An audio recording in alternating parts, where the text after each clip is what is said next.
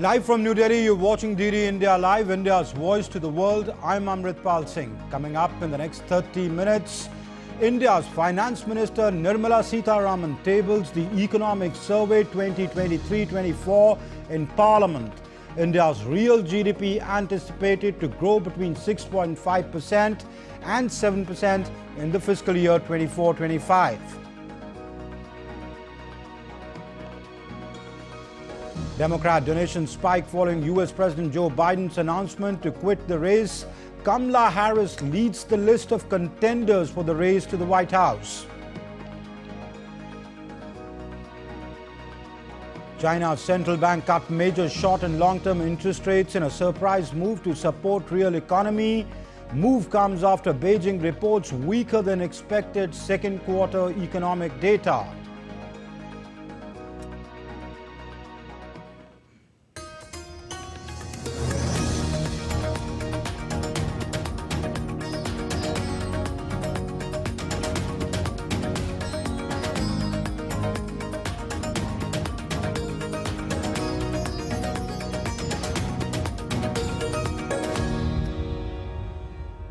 India's Prime Minister Narendra Modi gave a statement to the media before the start of the budget session this morning in Parliament in the national capital.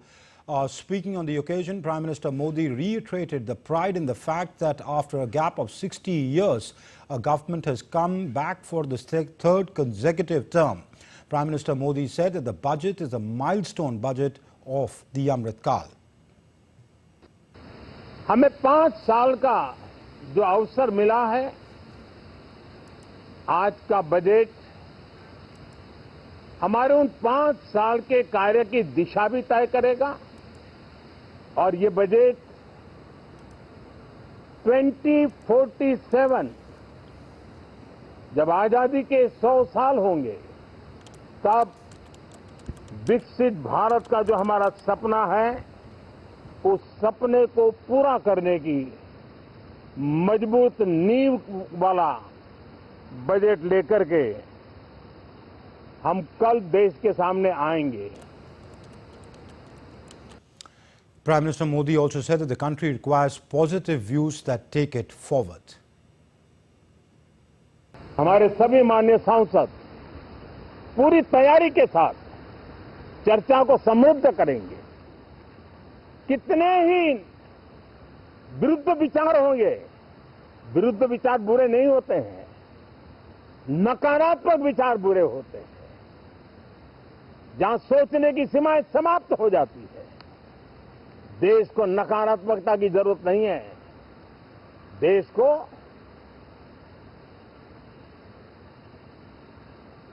एक विचारधारा, प्रगति की विचारधारा, विकास की विचारधारा, देश को नई ऊंचाइयों पर ले जाने वाली विचारधारा से हमें आगे बढ़ाना होगा.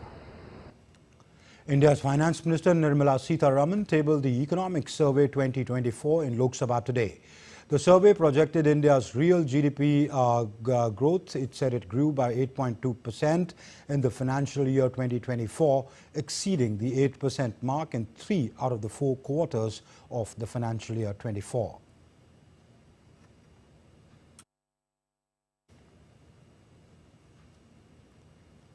Global economic growth has been 3.2% in 2023 as per the April World Economic Outlook.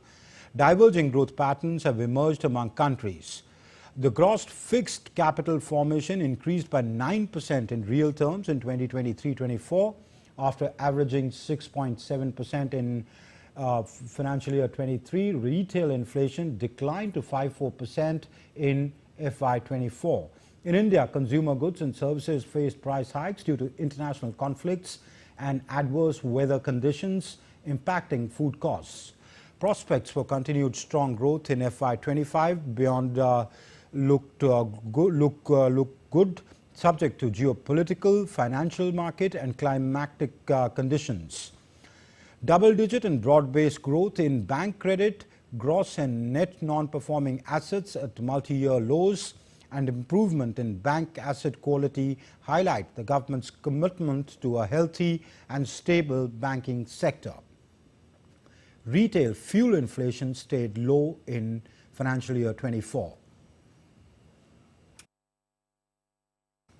And during the question hour in the lower house of the Indian Parliament, Finance Minister Nirmala Sitharaman said that a lot of steps have been taken on ease of doing business, including setting up of a central processing system.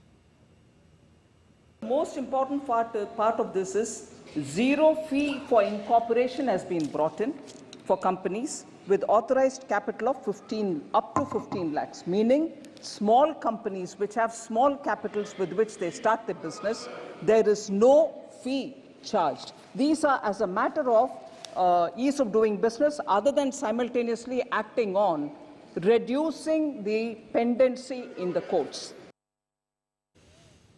Sri Jagdambika Pal raised about the SEBI, sir. I want to underline the fact that the reforms which have been brought by the SEBI, particularly in timelines which have been given for settlement of claims, is a remarkable step taken forward, and our markets have also been, and companies have also benefited from it. In fact, we are far ahead of the very many other countries where similar companies law operate. They are still not able to settle claims within even T+6, T+5 or T+4. We have even come to T+1, which is effectively being run today. And addressing a press conference on the Economic Survey 2024, Chief Economic Advisor Dr. V. Anantha Nageshwaran highlighted that agriculture sector is expected to perform better in the coming year. He also said that it's one of the sectors that can be a crucial driver of economic growth. Given what I showed you earlier about the way the global trade and the global growth is evolving and the kind of protectionism that is becoming rife, agriculture actually still carries a huge potential for driving growth if only we can make sure that the incentives are aligned and allied services in agriculture are also encouraged and land consolidation also happens in a big way. The Chief Economic Advisor further mentioned that India's GDP is projected to grow between 6.5 to 7% in the fiscal year 24-25. The average growth rate in the last 3 years up to March 24 has been around 8%, and as we write in the survey, real GDP is 20% above the pre-pandemic level. And investment is being driven by not only by public sector capital formation. Both union and state governments have clearly been spearheading the capital formation. But let me also tell you that private capex has been growing. Private capex has recovered. He also emphasized that retail inflation has declined to 5.4% in the fiscal year 24 after averaging at 6.7% in the last financial year. Inflationary pressures under control in the previous 3 years. The deviation of inflation from the target of 4% is the lowest in India, and the headline inflation rate is coming well within the band and should come to below 5% in the current financial year. And of course, you all know that the core inflation is running well below 4%. Both a slew of administrative measures and monetary policy combined to make sure that inflation never got out of hand. And compared to many other nations, the fact that we had a very small deviation from our target was facilitated by the proactive both fiscal and non-fiscal administrative measures and monetary policy measures taken. And Dr. Nageshwaran said that production-linked incentives or PLI schemes have garnered 1.28 lakh crores of investment and exports boosted by 4 lakh crore. Industrial production, you can see a broad-based acceleration in all possible areas for the FY24, 9.5%, recovering very smartly from the overall growth of 2.1 in FY23.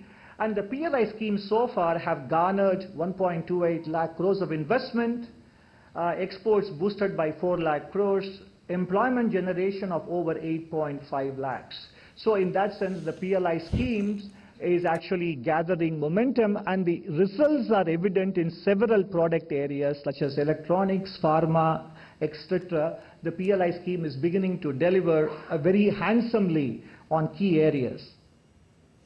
Okay, moving on to some global news. US Vice President Kamala Harris has raised $49.6 million for her presidential campaign in less than a day after President Joe Biden dropped out of the race and endorsed her as the Democratic nominee.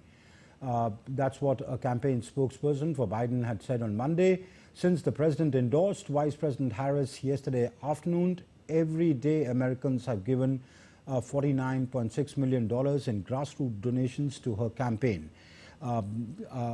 Unquote. This is the spokesperson said, referring to ordinary citizens. And earlier on Sunday, United States President Joe Biden dropped out of the November presidential election. In an unexpected announcement, U.S. President Joe Biden stated that he would not seek re-election. Biden said that he will remain in his role as president until the term ends on January 20, 2025, and will address the nation this week. He emphasized the considerable progress made during this time, stating that America has the world's strongest economy. Biden expressed sincere thanks, saying that serving as the president was the greatest honor of his life. And many Democrats on Sunday also backed Vice President Kamala Harris to run as the party's presidential nominee against Donald Trump. All 50 Democratic Party state chairs have thrown their weight behind Vice President Kamala Harris to be the party's new presidential nominee. The chairs held a conference call on Sunday after President Biden announced that he was stepping aside as the party's candidate. Tennessee Democratic National Convention delegates also unanimously voted on Sunday to support Harris for the Democratic presidential election. Former President Bill Clinton and Hillary Clinton, who served as Secretary of State under President Obama, also endorsed Harris in a statement.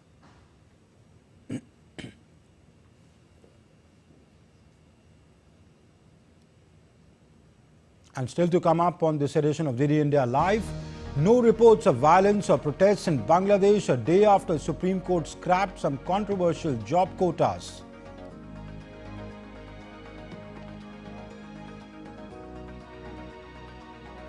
Taiwan starts annual Han Huang War Games, which aim to be as close as possible to actual combat.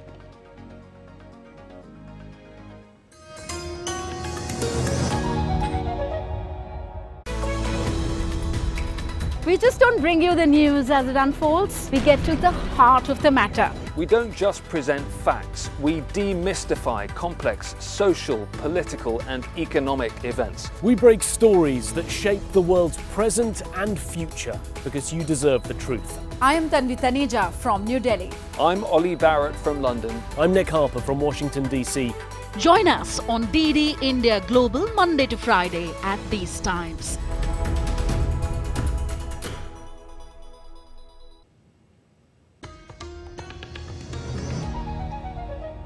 You're watching DD India Live. I'm Amritpal Singh. Israeli Prime Minister Benjamin Netanyahu will land in Washington, D.C. on Monday at a time when he's consumed by political turmoil, creating further uncertainty about U.S.-Israel relations at a crucial moment in the Gaza war. Netanyahu said that he would thank Biden for all he has done for Israel throughout his career and discuss with him the issues such as securing the release of Israeli hostages in Gaza, defeating Hamas and confronting Iran and its proxies in the region. A meeting with Biden is tentatively planned for Tuesday if the 81-year-old president recovers from COVID-19. Netanyahu is scheduled to address the U.S. Congress on Wednesday. And I will tell my friends on both sides of the aisle that regardless who the American people choose as their next president, Israel remains America's indispensable and strong ally in the Middle East. I plan to see President Biden. There will also be an opportunity to discuss with him how to advance in the critical months ahead the goals that are important for both our countries. Achieving the release of all our hostages, defeating Hamas, confronting the terror axis of Iran and its proxies, and ensuring that all Israel citizens return safely to their homes in the north and in the south. Meanwhile, the Israeli military on Monday called on Gazans to clear out the eastern parts of the city Khan Yunis, saying that it was preparing to forcefully operate against renewed rocket fire and militant activity from the area, which it claims to be a humanitarian zone. The military also said that it was adjusting the borders of a humanitarian zone in order to keep the civilian population away from areas of combat.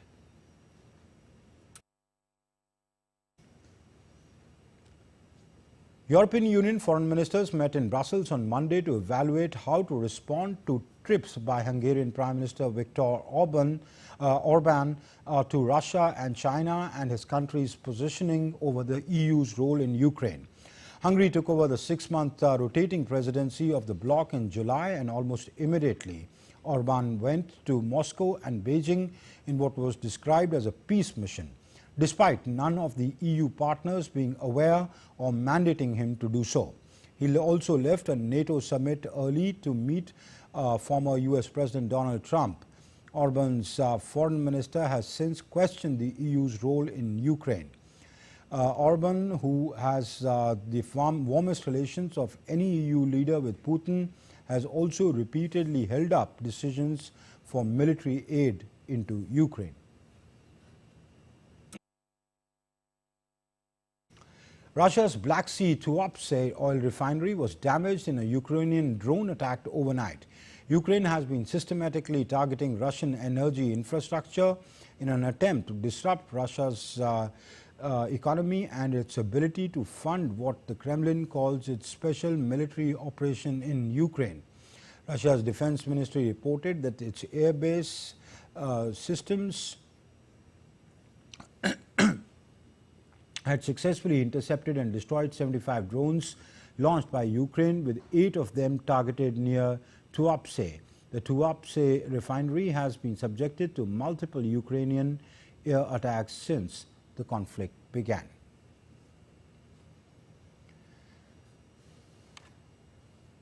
Bangladesh Army forces patrolled the capital Dhaka streets on Monday as an indefinite curfew remained in force. The clashes between student protesters and security forces killed at least 147 people in the South Asian nation. Student protesters have given the government 48 hours to release detained protest leaders, lift the curfew and reopen universities that have been shut since Wednesday. Thousands were injured in last week's protests when students took to streets demanding reforms to a quota system that the government that governs the distribution of government jobs. There were no reports of violence or protests on Monday. Taiwan sent a Navy vessel out to see and conduct takeoff and landing exercises on Monday at the start of the annual Han Kuang War Games. This year, it aims to be as close as possible to actual combat and with no script and simulating how to repel a Chinese attack. Taiwan's drills this year have also been cancelled, and drills this year have been cancelled. And elements that were mostly for show, like scripted firepower displays, while there will be no intensified nighttime exercises and practicing how to operate with served command lines. The 5-day war games will be happening in conjunction with the Wanan civil defense drills, where streets of major cities are evacuated for half an hour during the simulated Chinese missile attack. The test warnings, alarm warnings will sound on mobile phones as well.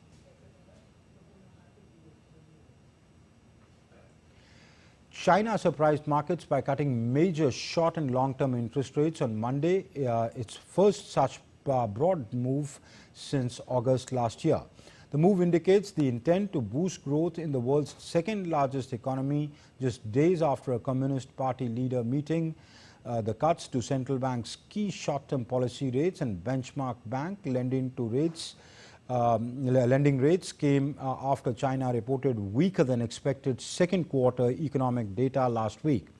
Trade tensions are also flaring as global leaders grow increasingly wary of China's export dominance.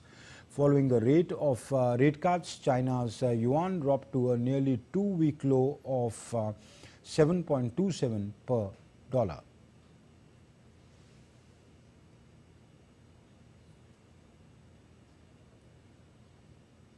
And let's now take a look at the other stories making news around the world.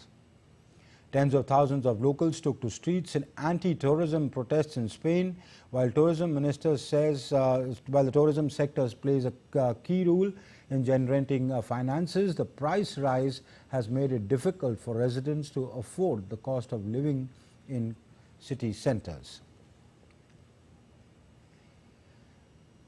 Indigenous communities in Brazil from all over the country are to participate in the annual Indigenous Games. The games that were held from Friday to Sunday witnessed members from all over the country.